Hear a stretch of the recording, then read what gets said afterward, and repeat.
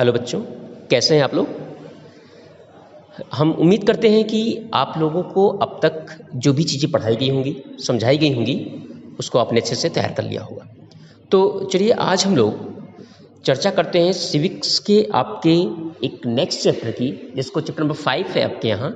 ठीक है, तो उस चैप्टर नंबर 5 में हम लोग चर्चा करेंगे, जुडिशरी की चर्चा करेंगे। ठीक, जैसा कि अब तक आपने पढ़ा कि किस तरह से हमारा पार्लियामेंट काम कर रहा है, किस तरह से लॉज बन रहे हैं, किस तरह से कोई एक व्यक्ति अपने आप कानूनों को नहीं बना सकता है। तो इन सारी चीज़ों को आपने अच्छे से समझा, अच्छे से जाना। ठीक है, अब इस चैप्टर में जुडिशरी अर्थात न्यायपालिका क्या है उसकी चर्चा हम लोग करेंगे। तो ध्यान से समझेंगे और फिर उसके बाद आगे बढ़ेंगे। ठीक है, एक एक पॉइंट को एकदम क्लियर करना है। और एक चीज़ याद रखो, जब भी आपको कोई वीडियो आपको चैनल के माध्यम से भेजा जा रहा हो तो उसको सब्सक्राइब करना ना भूलें। लाइक करें, सब्सक्राइब करें और कंप्लीट रूप में सुने और देखें।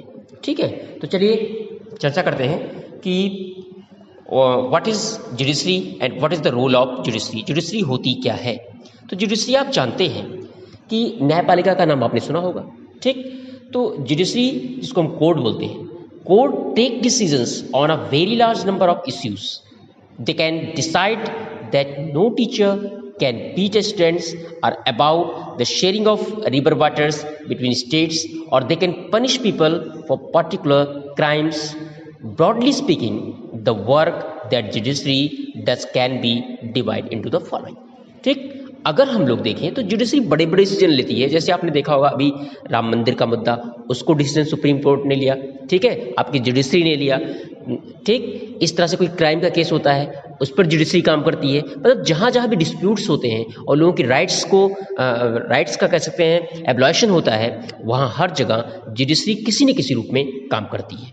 ठीक, तो अब वास्तव में लेकिन अगर हमें जुडिशरी के वर्क को ध्यान से समझना है, जुडिशरी के वर्क को ध्यान से जानना है, तो ये जानना जरूरी होगा कि जुडिशरी को किन किन सेक्टर में कह सकते हैं कि डिसीजन लेने का प्रॉपरली राइट्स प्राप्त है।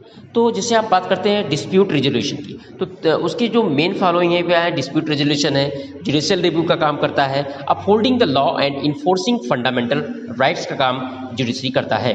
ठीक, तो हम इससे पहले तीन चीज़ों की चर्चा करेंगे, डिस्प्यूट रेजोल्यूशन की, जुडिशियल रिव्यू की और uploading the law and enforcing fundamental rights की। तो dispute resolution, the judicial system provides a mechanism for resolving disputes between citizens and the government, between two states governments and between the central and state government. देखिए ध्यान समझिएगा, जो judiciary dispute resolution अर्थात जो वादों का निस्तारण करती है, जो झगड़ों का निस्तारण करती है, उसके तहत जुडिशरी सिस्टम एक ऐसा सिस्टम प्रोवाइड करती है, एक ऐसा तरीका प्रोवाइड करती है कि ये लोगों के बीच के डिस्प्यूट को सॉल्व करती है।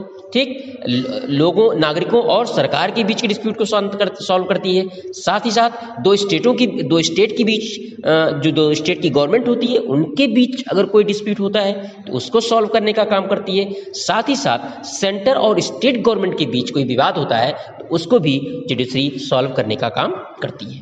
ठीक, इतनी बातें समझ में आ गई।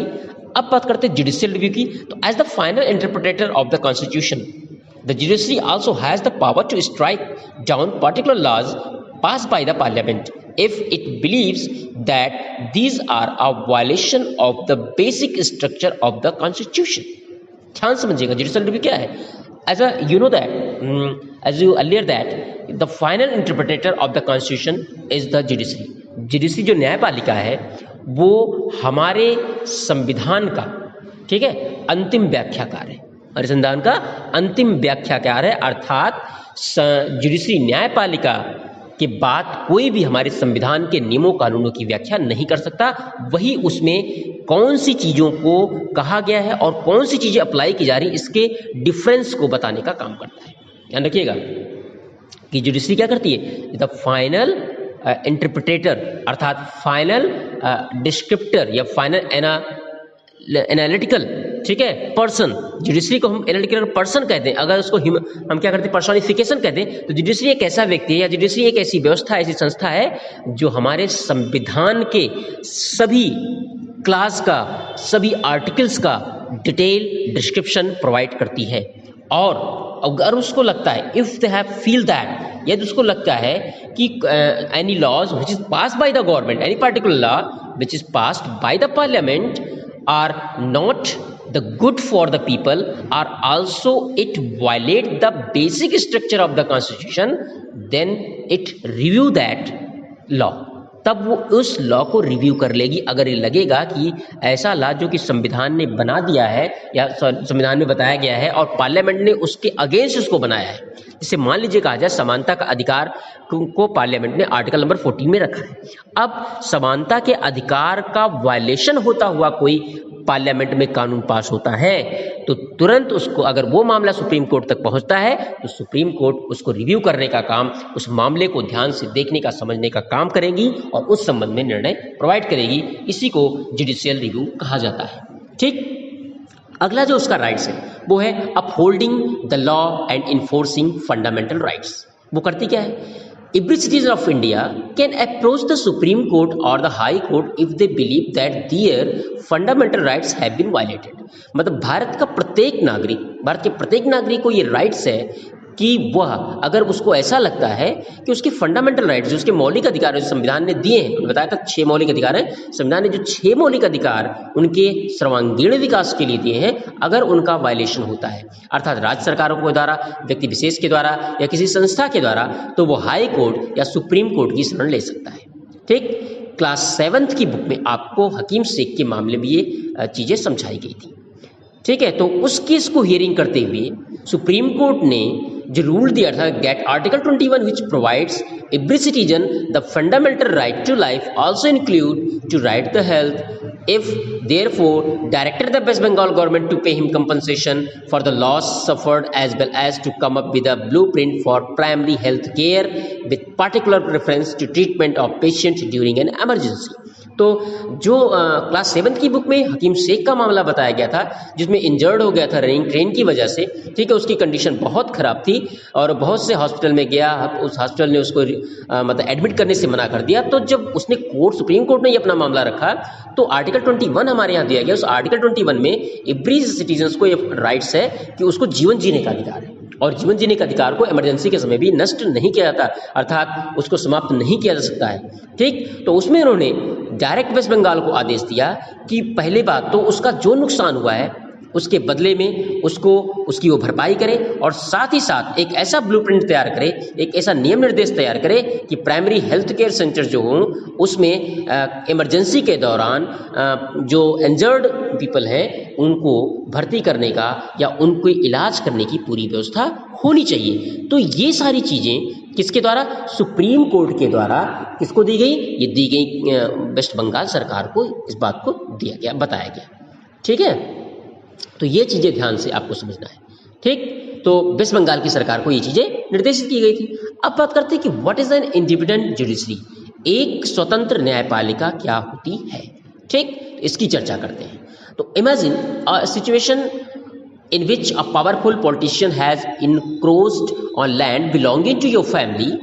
Within this judicial system, the politician has the power to appoint and dismiss a judge from his office. When you take this case to court, the judge is clearly partial to the politician. चलती इस example से हम लोग समझने का प्रयास करते हैं कि आखिर हमें क्यों एक स्वतंत्र न्यायपालिका कह सकता है। एक एग्जाम्पल आपकी बुक में दिया गया। आप कल्पना करिए कि आपके परिवार से संबंधित एक भूमि है जिसको जबरन एक शक्तिशाली पॉलिटिशियन राजनीतिक कब्जा कर लेता है। ठीक, आप जुडिशियल अथॉरिटी के पास जाते हो तो वो जुडिशियल अथॉरिटी जब उस पावरफुल पॉलिटिशियन के मामले को सुनती है और उस पॉलिटिशियन को लगता है कि वो उसके अगेंस्ट डिसीजन दे देंगे तो वो जज को उसके ऑफिस से डिसमिस कर देता है। ठीक, ये एक एग्जांपल है, एक इमेजिन है। ठीक, तो अब बताइए, अब जब आप ऐसे किसी भी केस को जहां पर आपका एब्लाइशन हो रहा है, आपका शोषण हो रहा है, आप ऐसे किसी भी केस को लेकर जब कोर्ट में जाते हो तो निश्चित रूप से अब आपको ये लगेगा कि कोर्ट पार्शियलिटी कर देगा। अर्थात कोर्ट उन पावरफुल लोगों की बातों को ही सुनेगा, गरीबों की बात को नहीं सुनेगा। The control that the politician hold over the जज does not allow for the जज to take an independent decision. और अगर पॉलिटिशियन का जजों के ऊपर, कोर्ट के ऊपर इस तरह से प्रेशर बना रहेगा तो जज कोई भी स्वतंत्र निर्णय नहीं ले पाएगा। तो this lack of independence would force the जज to make all judgement in favour of the politician. तो ऐसे में जो जज के ऊपर ये प्रेशर रहेगा कि वो सारे डिसीजन पॉलिटिशियंस के फेवर में प्रोवाइड करें।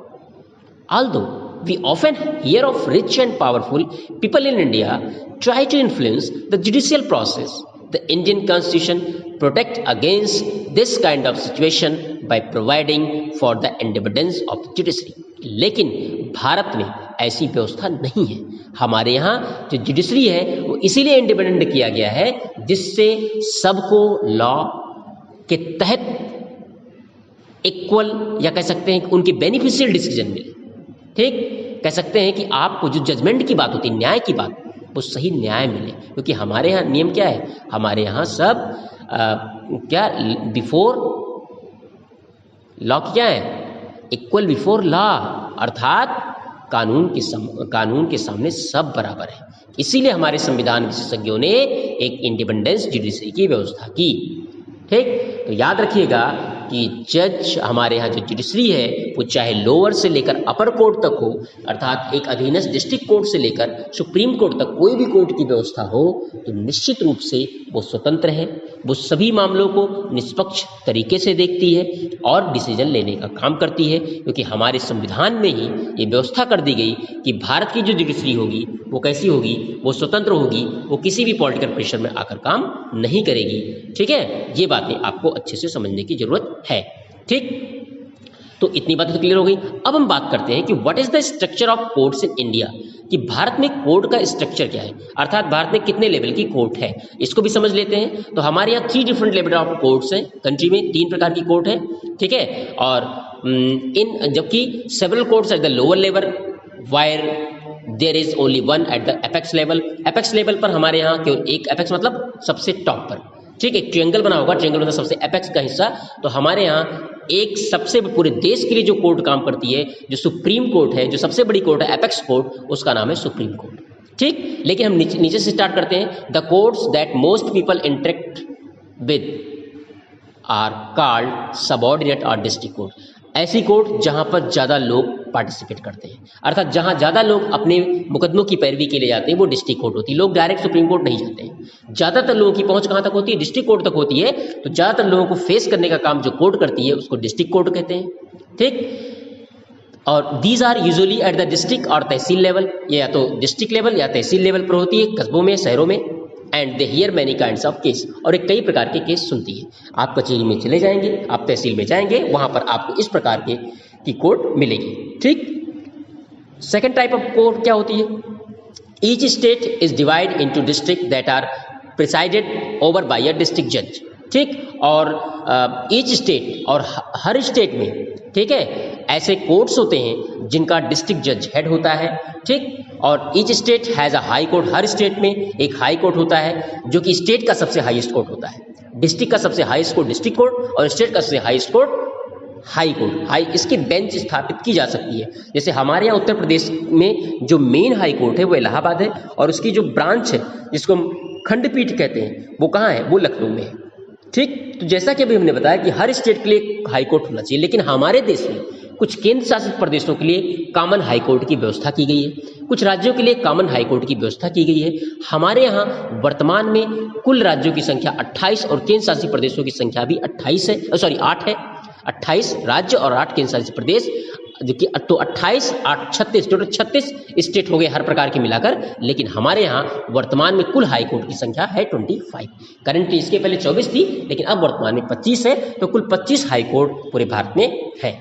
इसके बाद हम टॉप पर बात करते हैं, eight top in the Supreme court that is located in new Delhi. और टॉप पर हमारे यहाँ जो सुप्रीम कोर्ट, एपेक्स लेवल जो हमारे यहाँ कोर्ट है, उसको हम सुप्रीम कोर्ट कहते हैं। और उसका जो हेड होता है, जो प्रेसिडेंट होता है, वो होता है चीफ जस्टिस ऑफ इंडिया। उसका अध्यक्ष भारत का मुख्य न्यायाधीश होता है। तो वर्तमान में मुख्य न्यायाधीश कौन है, ये आप सभी को याद होना चाहिए।